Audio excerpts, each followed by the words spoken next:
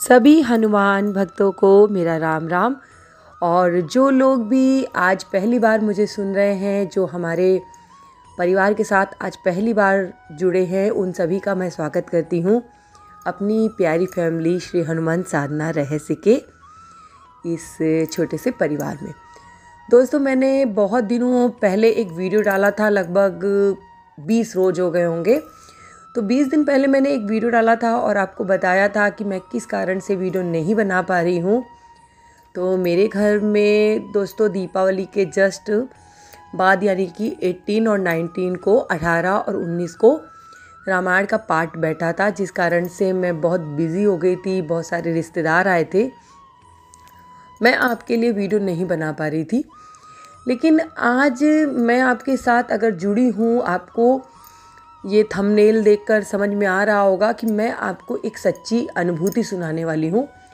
दोस्तों, इस समय मेरे साथ जो घटा है वो मैं आपको जब बताऊंगी तो आपको भी बहुत प्रसन्नता होगी। आपने सुना ही होगा, ऐसी मान्यता है कि जहाँ जहाँ भी भगवान श्री राम का गुणगान होता है, हनुमान जी किसी न किसी रूप में ज़रूर उपस्थित रहते हैं। और ऐसे बहुत से प्रमाण लोगों को प्राप्त हुए हैं कि जहाँ भी राम नाम की अखंड धुन होती है, जहाँ भी रामचरितमानस का पाठ होता है, रामायण का पाठ होता है, वहाँ पर हनुमान जी किसी न किसी रूप में ज़रूर उपस्थित रहते हैं। और ऐसा वरदान उन्हें स्वयं प्रभु राम जी के द्वारा प्राप्त हुआ था। तो इसी से जुड़ी हुई एक बहुत ही सुंदर अनुभूति आपको सुनाने जा रही हूँ। मेरी आंखों के सामने ये प्रत्यक्ष रूप से घटना घटी है।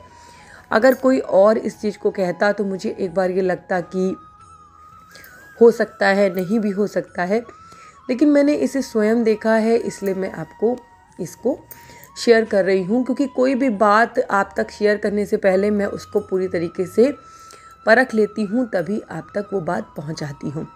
तो दोस्तों, मैंने आपको बताया कि जैसे 18 तारीख से हमारे यहाँ रामायण का पाठ बैठा था, और ये मन्नत मैंने अपने बेटे की सर्विस के समय मानी थी कि उसकी गवर्नमेंट जॉब लग जाएगी तो मैं रामायण का पाठ करूँगी।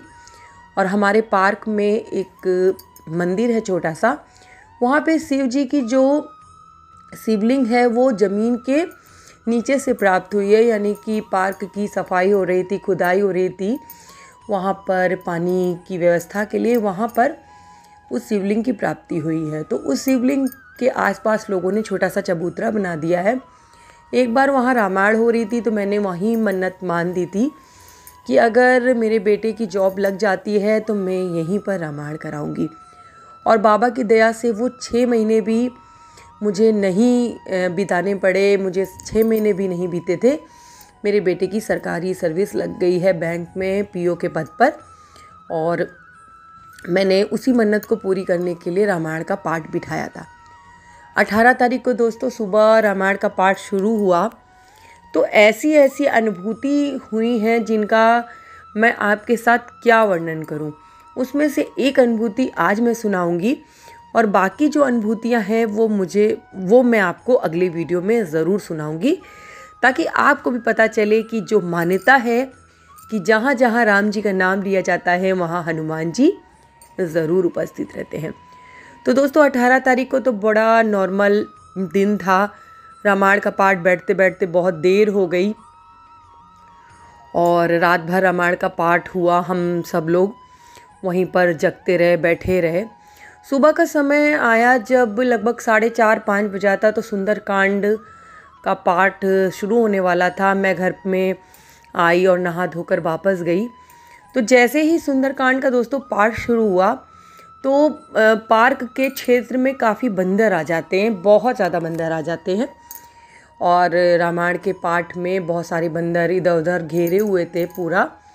लेकिन एक अद्भुत घटना जो हुई वो आपके साथ शेयर कर रही हूँ कि जब हनुमान जी का सुंदरकांड में गुणगान हो रहा था, आप सभी लोग जानते हैं कि सुंदरकांड भगवान हनुमान जी को समर्पित है, बजरंगबली को समर्पित है।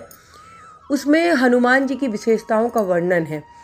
तो जब सुंदरकांड का पाठ शुरू हुआ, कुछ ही समय बीता था कि एक बंदर महाराज जी, मैं तो उन्हें साक्षात हनुमान जी ही कहूँगी, क्योंकि बंदर तो वहाँ बहुत सारे थे लेकिन कोई भी उस पंडाल के अंदर नहीं आया।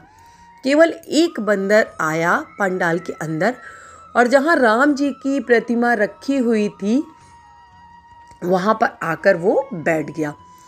और जो प्रसाद की वहाँ ट्रे रखी थी, बहुत सारा प्रसाद चढ़ा था, यानी कितने दर्जन केले थे और मिठाइयाँ वगैरह भी रखी थी, लेकिन उस बंदर ने वहाँ पर किसी चीज़ को नहीं छुआ। केवल और केवल उसमें से उसने एक केला उठाया, उसे बाकायदा छीला और वहीं बैठ के खाया।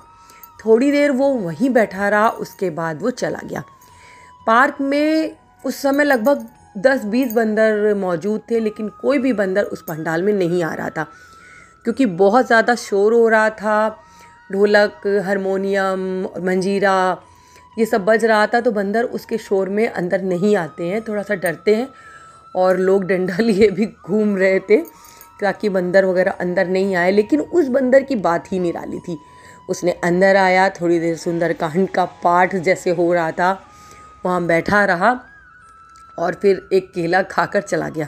देखिए, बंदर का स्वभाव बहुत नटखट होता है। वो चाहता तो पंडाल में लोगों को नुकसान पहुंचा सकता था, वहाँ जो फल रखे थे उनका नुकसान कर सकता था, और भी चीज़ें जो सजावट की थी उसमें उथल पुथल कर सकता था, लेकिन उसने कुछ भी ऐसा नहीं किया। केवल और केवल एक केला उठाकर उसे खाया और वहाँ से धीरे से वो निकल गया। तो इसे आप चमत्कार नहीं तो और क्या कहेंगे। गलती मुझसे ये हो गई कि मैं इतनी भाव विभोर हो गई थी उस समय। एक तो वो जो पाठ चल रहा था उसका जो आनंद आता है उसकी तो बात आप स्वयं जानते होंगे, जो सुंदरकांड का पाठ करवा चुके हैं, जो उसमें बैठ चुके हैं। और उसकी हरकतों को देखकर, जो स्वयं हनुमान जी का प्रतिरूप थे, उनको हरकतों को देखकर मैं इतनी ज़्यादा प्रसन्न हो गई कि मैं वो फ़ोटो नहीं खींच पाई, वो रिकॉर्डिंग नहीं कर पाई।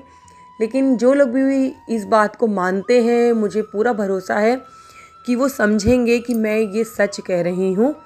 और प्रत्यक्ष को दोस्तों प्रमाण की ज़रूरत नहीं होती है, तो मैंने ये स्वयं अपनी आँखों से देखा है और दिल को जो सुकून मिला था उसे मैं आपको क्या बताऊँ।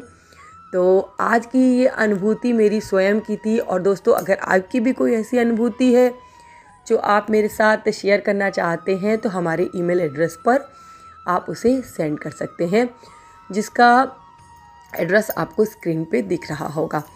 और अनुभूतियाँ आपके साथ ऐसे ही शेयर करती रहूँगी और आगे भी अब आपके साथ मैं कंटिन्यू वीडियो लाती रहूँगी। अब मैं फ्री हो चुकी हूँ, तो ऐसे ही हमारे साथ जुड़े रहिए। और मैं बाबा से प्रार्थना करती हूँ कि बाबा मेरे, जो भी भक्त आपकी सच्चे दिल से प्रार्थना करे, जो भी आपको सच्चे दिल से पुकारे, आप उसके परिवार के ऊपर और उस पर ऐसे ही अपनी कृपा दृष्टि बना के रखिए।